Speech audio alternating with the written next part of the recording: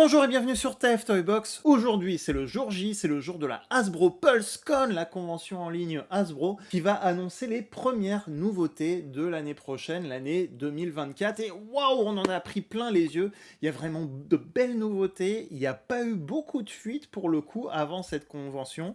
On a eu quelques noms qui ont fuité en termes de texte, mais en termes de visuel, ils ont réussi quand même à garder pas mal de secrets.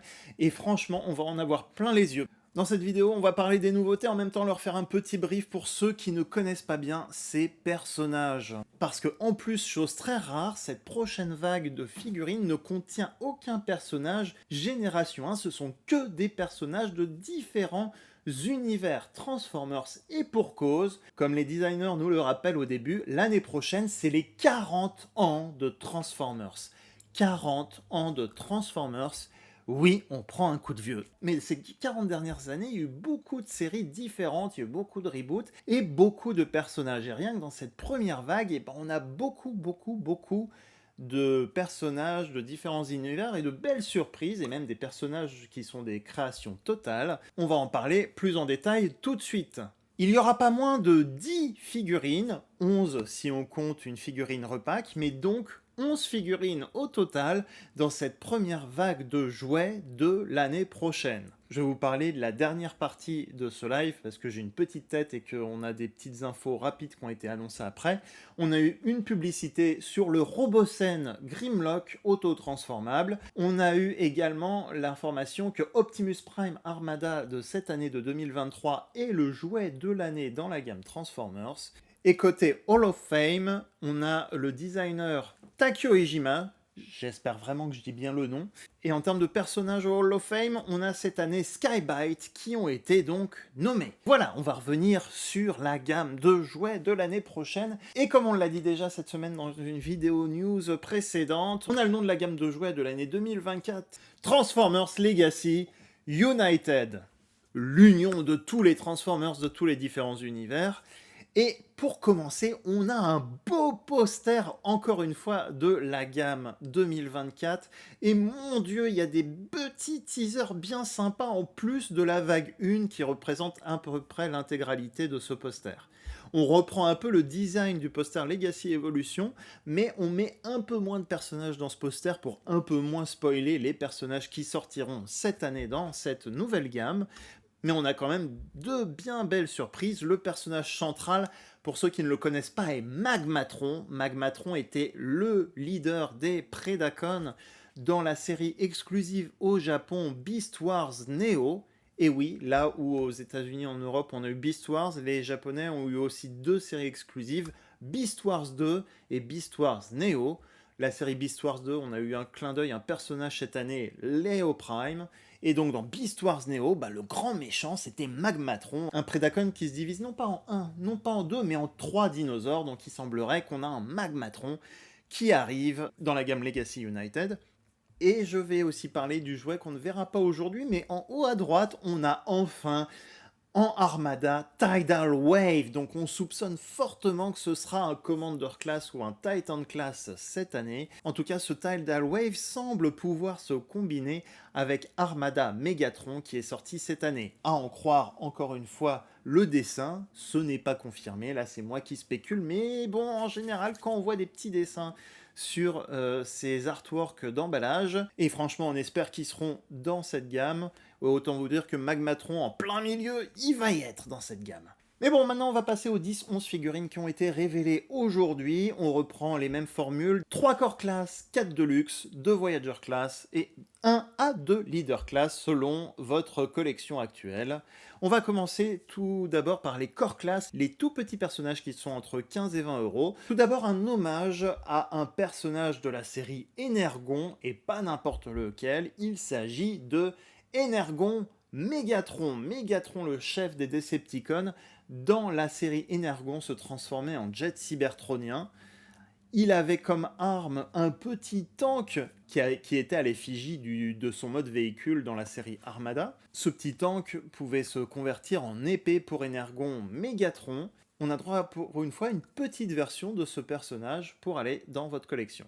On a déjà eu des personnages de la gamme Armada, on a eu déjà des personnages de la gamme Cybertron, mais je crois qu'on n'avait pas encore eu des personnages de la gamme Energon. Si je me trompe, n'hésitez pas à me rectifier en commentaire, mais c'est juste qu'au moment de la vidéo, bah là je les ai pas en tête. Voilà. Deuxième figurine Core Class, on a droit à une figurine Beast Wars 2, Tasmanian Kid. Il fait partie donc de cette série exclusive au Japon Beast Wars 2. C'était un des soldats de l'IO Convoy, appelé Leo Prime, et qui était disponible en 2023.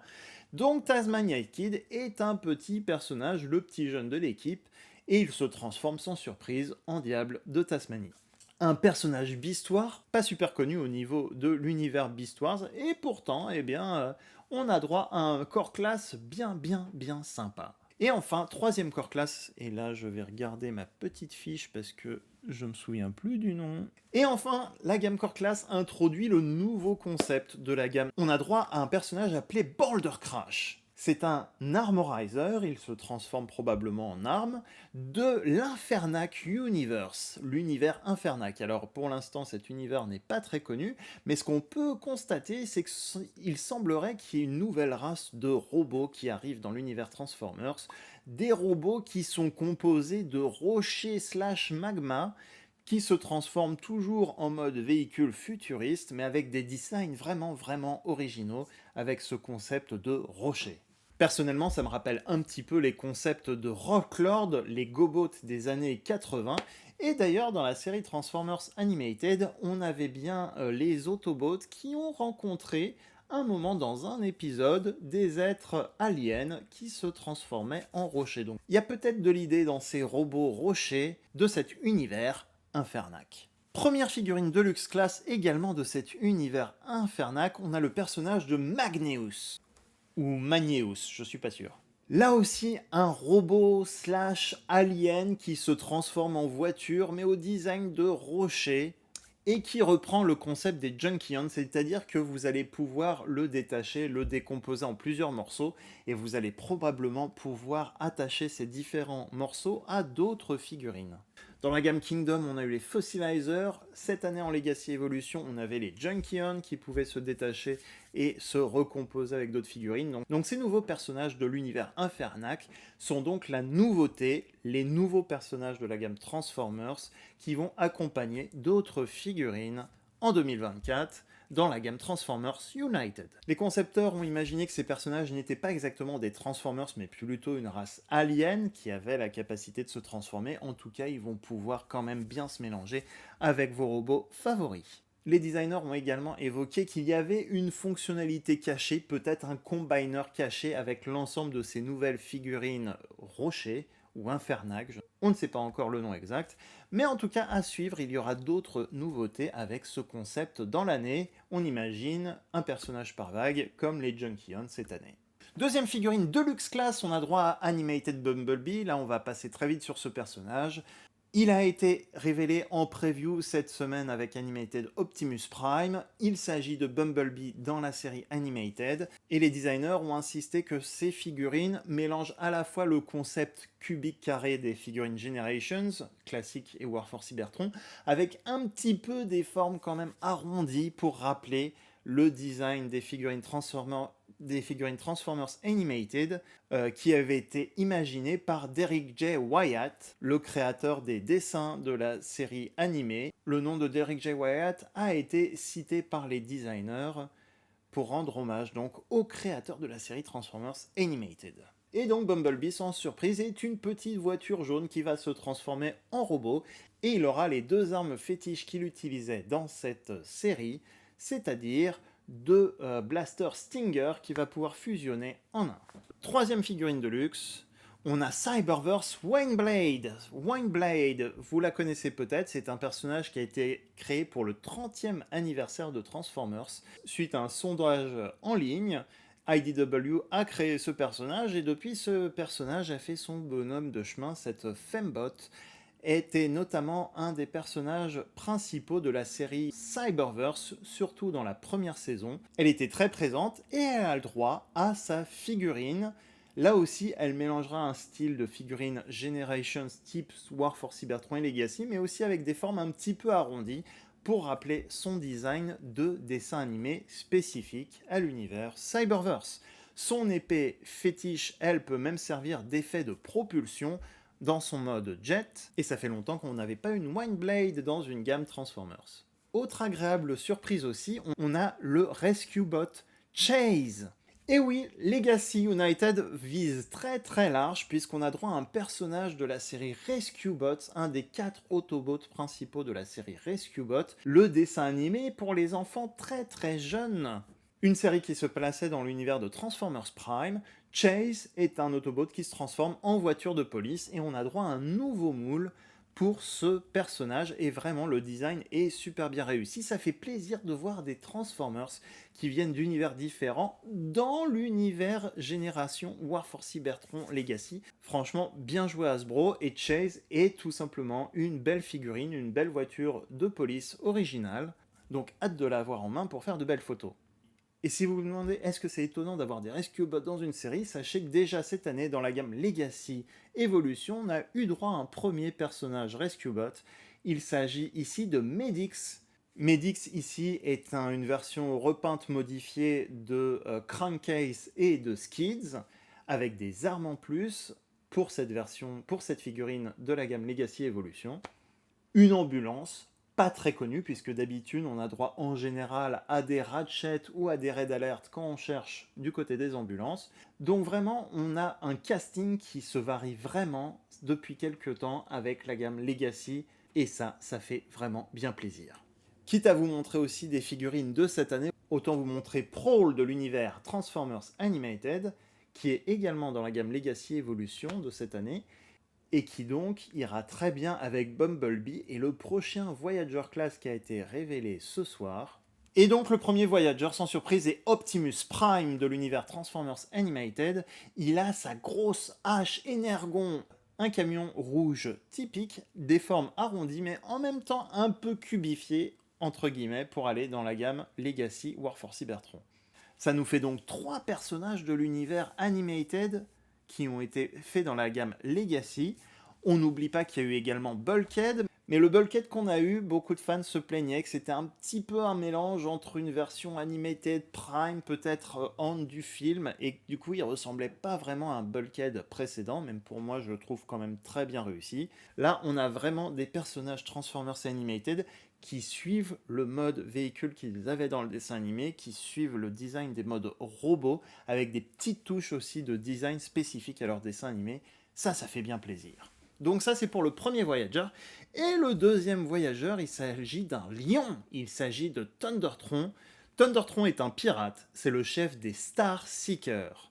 Thundertron est vraiment un très beau lion qui se transforme en robot. Comme c'est un pirate, il aura droit à une jambe de bois comme on le voit dans le design du packaging. Et apparemment en jouet, il l'aura aussi. Si vous ne connaissez pas Thundertron, eh bien c'est normal, il a une histoire assez originale. Déjà, je vous montre la figurine originale de Transformers Prime qui est sortie il y a peut-être presque 10 ans maintenant.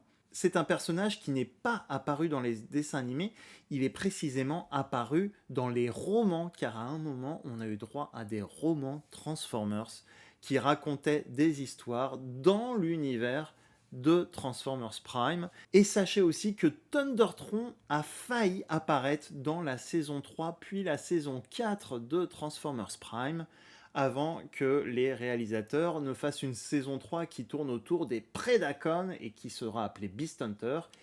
Et il n'y aura pas eu de saison 4 de Transformers Prime comme vous l'avez remarqué. Il devait y avoir une saison Transformers Prime qui allait tourner autour de ces pirates et de ces Star Seekers, mais ces dessins animés ont été annulés, mais Thundertron a quand même eu droit à un jouet il y a presque 10 ans.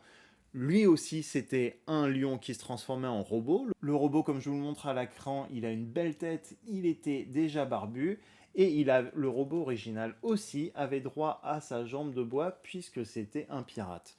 Et bien pour ceux qui n'ont pas de jouet de Thundertron, et bien vous pouvez saisir votre chance, on va avoir droit à une figurine beaucoup plus moderne, et j'ai l'impression un peu mieux réussie sur certains aspects au niveau de design et de la transformation. Je sais que je me répète, mais c'est encore une fois un design qui match les figurines War for Cybertron et Legacy précédentes, et c'est aussi un nouveau personnage de l'univers Transformers Prime. Après Arcee Knockout et comme je le disais, Bulkhead. Et là, j'avoue que Hasbro m'a mis KO pour le leader class. On commence par le leader class simple, le repack. Il s'agit d'Optimus Prime Génération 2. Là, c'est pas une grande surprise en termes de jouets. Il s'agit d'Optimus Prime Génération 2 de la première année de la gamme Legacy. Donc si vous l'avez raté, c'est une deuxième chance pour vous de l'avoir. Mais la petite nouveauté, c'est le retour des packaging à fenêtre ouverte pour les leader class. Il semblerait qu'on puisse voir nos leader class enfin à nouveau dans leurs emballages. Mais là, la vraie belle figurine de cette vague, à mes yeux, encore une fois, c'est une question d'opinion, il s'agit de Tiger Hawk. Pour ceux qui ne me connaissent pas, vous le savez, je suis un grand fan de Transformers Beast Wars, des Animutants, et Tiger Hawk était un personnage qui est apparu sur la fin de la saison 3, une belle fusion de deux animaux. On va pas faire plus de spoilers pour le moment. Une des dernières figurines Beast Wars sorties en 1998 ou peut-être 1999. À l'époque, c'était un Transmetal 2, donc avec du chrome, avec des couleurs bleues qui ne matchaient pas le violet du dessin animé, de son apparition dans le dessin animé. Et là, on a droit du coup à un Tiger Hawk qui match son apparition dans le dessin animé presque 22, 23, 24 ans après. Donc autant vous dire que je suis content. Pour info, Tiger Hawk s'est battu un moment aussi avec Beast Dragon Megatron qui était sorti dans la gamme Legacy et réédité dans la gamme Legacy Evolution. Donc le duo gentil-méchant va être reconstitué grâce à cette figurine de la gamme United. Il se transforme en tigre slash aigle géant mécanique. Et franchement, c'est des gros muscles qui vont s'ajouter à l'équipe maximale dans la gamme Legacy United. Je perds un peu ma voix tellement je suis enthousiaste de toutes ces annonces de ce soir, vraiment. C'est pour une fois super chouette de ne pas avoir vu trop de prototypes fuités avant. On n'en avait vu que un ou deux.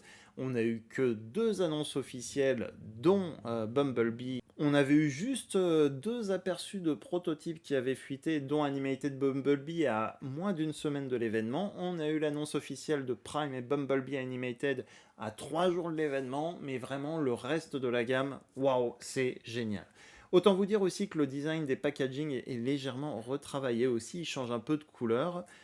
Personnellement, moi j'aime bien. On retrouvera dans les images officielles des fonds de lave parce que on va nous rappeler qu'il y a des nouveaux personnages, ces personnages rochers, aliens, Transformers de l'univers Infernac qui vont peut-être être une menace pour et les Autobots et les Decepticons et les Maximals et les Predacons. Oh là là, ça promet. On nous rappelle également que l'exclusivité PulseCon de cette année est toujours Powerlinks Hotshot avec son Minicon Jolt. C'est une exclusivité Hasbro Pulse. Au moment de l'enregistrement de la vidéo, je ne sais pas si en Europe, Hasbro Pulse Europe, on aura droit à cette figurine. En tout cas, si c'est le cas, elle sera mise en ligne soit dans la soirée, soit samedi matin pour celles et ceux qui veulent la commander. Quant à l'intégralité de cette nouvelle première vague de figurines Transformers United, eh bien sachez qu'elle devrait être en précommande un peu partout dans la majorité de vos magasins en ligne habituels, y compris Magnatoys Collector. Comme d'habitude, je vous remettrai les liens de commande en description de cette vidéo. Et enfin, petit instant pub pour Magnatoys Collector. Sachez que ce soir, vendredi, il vient de mettre en ligne des nouveautés Studio Series et certaines des dernières figurines de la gamme Legacy Evolution 2023. Vous pouvez notamment vous procurer Studio Series Brown Cliff Jumper et également le gros titan de cette année, le Nemesis, qui est le vaisseau des Decepticons qui va faire face à l'Arche dans les séries Génération 1, mais qu'on évoquera également dans Beast Wars et qui sera également dans la série War for Cybertron. Il y a également quelques promos comme pour le Animated Prowl en ce moment même jusqu'à fin septembre. Et l'exclusivité Medix Rescue Bot est également en stock chez lui. Autant vous dire que c'est le moment de réfléchir aux emplettes de Noël. Et sachez que concernant la chaîne TF Toy Box, et bien justement, vous le voyez au fond, on va faire l'unboxing du Nemesis dans pas très longtemps. Donc vous allez avoir une pluie de nouvelles revues, de nouvelles vidéos sur TikTok, sur Instagram en format mini-revue et des nouveaux concepts sur YouTube très prochainement. Voilà, j'espère que cette vidéo récap vous a plu. Si c'est le cas, n'oubliez pas de laisser un pouce positif. N'hésitez pas à partager cette vidéo à d'autres fans de Transformers que vous connaîtriez.